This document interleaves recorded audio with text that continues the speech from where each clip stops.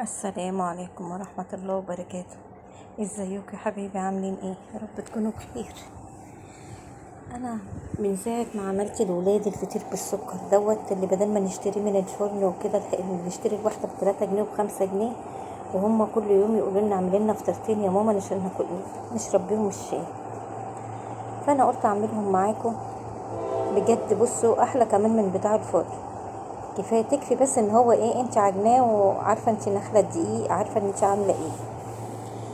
دول كوبايتين دقيق، ونزلت عليهم بمعلقة سكر، حبة ملح صغننين، وكيس خميرة، وربع كوباية زيت. ما تكتريش الزيت عشان ما ينشفش منك، واللبن برضو هينشفهولك، ما تحطيش لبن. هنا مسكته بص، والمية بتحطي تبع ما انت عايزة، وتعودي بقى ايه، تلتي بقى وتعجني كده وايه. اللهم صل وسلم وبارك على سيدنا محمد. ست البيت المصرية مفيش حاجة بتعمل عليها، بصوا بتعمل من الفسيخ شربات. دي ست المصرية. هنا عجنتي اهو، ودهنت وشها زيت عشان ما تقشفش. مش عارفة يعني ايه ما تقشفش يا جماعة، بس انا بسمعها كتير.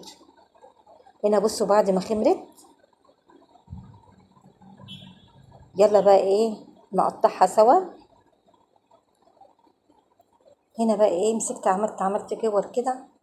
انا مش فاكرة والله عملت كام واحدة، بس يعني انا بروح بجيبها من الفرن ب5 جنيه الفطيرة.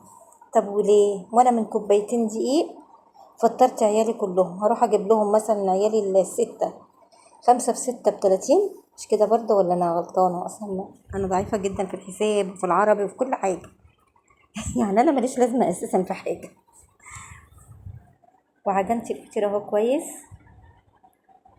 وحطيت السكر بقى وهنزل بيه. هعوزها بقى سمسم اهو يا حبايبي. معلش اول واحدة بقى ايه، خدت مني ايه، وقعت يعني. دهنت الصاج بتاعي زيت، هعمل معاكم واحدة تانية اهو. والله بصوا، كل حاجة نقدر نعملها في البيت، كل حاجة. في ناس بتقولك بقى ايه، الموظفين بقى يبقوا مش فاضيين، مش بتاع كده، الله يكون في عونكم. وانا مجربة.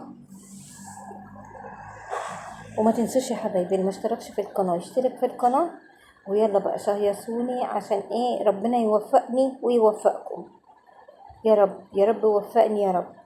انا ربنا اللي يعلم، انا ما بديش يعني ان انا. يلا بقى، كل واحد بياخد نصيب، والحمد لله اللي يجيبه ربنا. هعمل اقطع كله بقى كده. شوفوا كده طلعت كام واحدة. بسم الله الرحمن الرحيم. انا عدهم قدامكم على فكرة، 1 2 3 5 6 7 8 9 10. 10. شوفي هتجيبي ال10 بكام؟ ب5.